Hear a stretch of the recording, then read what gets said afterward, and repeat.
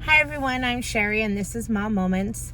Today I'm going to talk about something that was a topic that was suggested to me. As you know, I have a few special needs children and I'm on a special needs support group on Facebook, and someone had mentioned a topic about how special needs children have a hard time meeting and keeping friends, and what can be done or what supports or programs there are that can be used to help you have your child, find a friend and keep a friend. So that's what we're talking about today. I have had pretty unique experiences. I worked at a special needs school in a transition end of the school. I've worked with special needs and the adult population in like an after school kind of program, like a DDD kind of program. So my experience from there, different things that I've learned with this.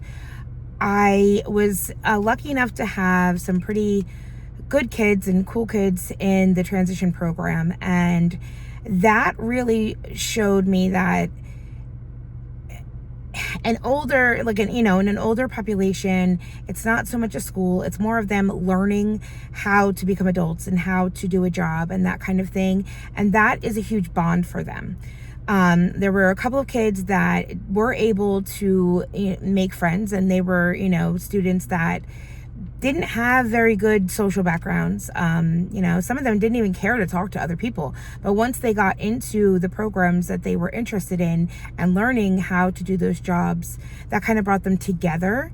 And then they were able to tell their parents that, oh, they met a friend. And this one group in particular, there was 2 girls and 2 boys, and they were friends since, I believe, elementary school.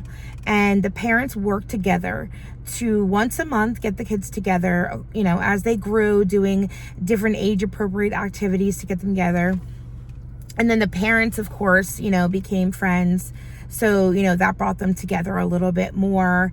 When all the students graduated the transition program, they actually were still friends. They still did their once a month visit with each other, and did different activities and things like that. Their parents were still involved, which I thought was amazing.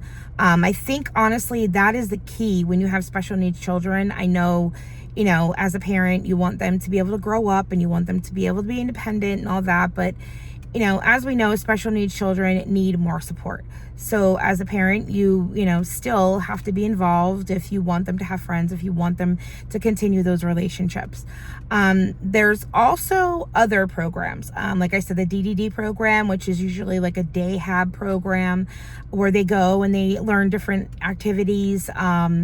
They go on trips and things like that. That's another great thing to try to get your young adult special needs child involved in, because again, that's kind of like a bonding thing where they're doing the same activities, they're interested in the same things, they see each other every single day. It's a constant. So that does help also.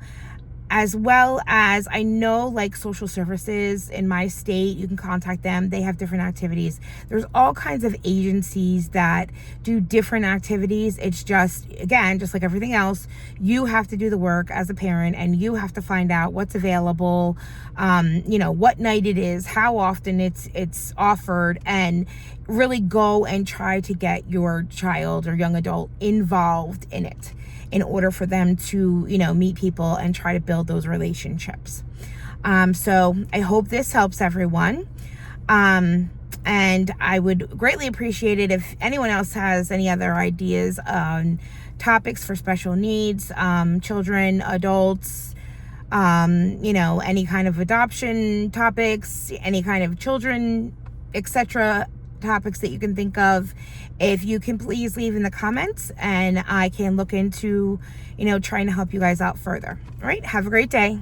Bye.